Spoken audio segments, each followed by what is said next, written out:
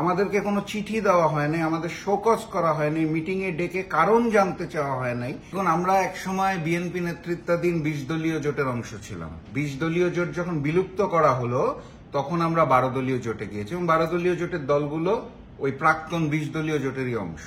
এই 12 দলীয় জোট বিএনপি নেতৃত্বাধীন যুগপৎ আন্দোলনে, ফ্যাসিস্ট শেখ হাসিনা বিরোধী আন্দোলনে রাজপথে ছিল। 12 দলীয় জোটের আমাদের যে শরিক দল, জাকপার শরিক দল যারা ছিল, আমরা একসাথেই রাজপথে ছিলাম ফ্যাসিস্ট হাসিনা বিরোধী আন্দোলনে। এখন সেই জায়গাটার থেকে কেন আমাদের অব্যাহতি দেওয়া হয়েছে 12 দলীয় জোট থেকে, এটা কিন্তু আমরা আনুষ্ঠানিকভাবে কারো কাছ থেকে জানতে পারি নাই। আমাদেরকে কোনো চিঠি দেওয়া হয়নি, আমাদের শোকজ করা হয়নি, মিটিং এ ডেকে কারণ জানতে চাওয়া হয় নাই। আমি পত্রিকায় বিবৃতির মাধ্যমে এবং সম্মানিত সাংবাদিক ভাইদের মাধ্যমে প্রথম জানতে পেরেছি। এটা আসলে একটা দুঃখের বিষয়। এটা আমার কারোর উপর রাগ নাই, কিন্তু একটা দুঃখের বিষয় আছে যে আমি যদি অথবা আমার দল জাকপা যদি কোনো অনিয়ম করে থাকে, কোনো সমস্যা হয়ে থাকে, তাহলে নিয়ম অনুযায়ী নিয়মটা হচ্ছে আপনাকে শোকজ করা হবে, চিঠির মাধ্যমে আপনার কাছে জানতে চাওয়া হবে, অথবা বৈঠকে এসে আপনার কাছে জানতে চাওয়া হবে। কোনো কিছুই করা হয় নাই। সম্মানিত সাংবাদিক ভাইরা আমাকে ফোন করে আমার মন্তব্য জানতে চেয়েছে। তো সেই জায়গা থেকে আমি জানতে পেরেছি জাকপাকে অব্যাহতি দেওয়া হয়েছে।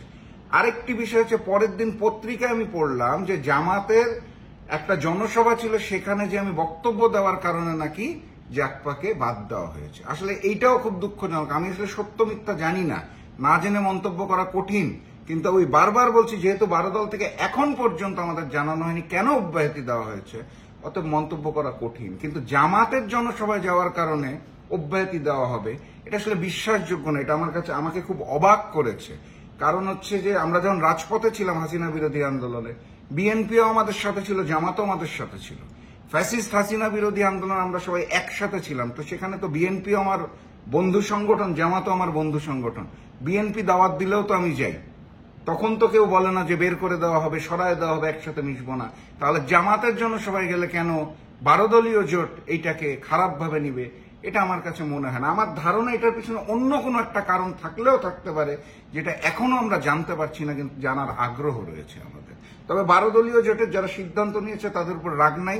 আমরা একসাথে রাজপথে ছিলাম, তাদের সকলের প্রতি শুভেচ্ছা এবং শুভকামনা জানাই জাকপার পক্ষ থেকে।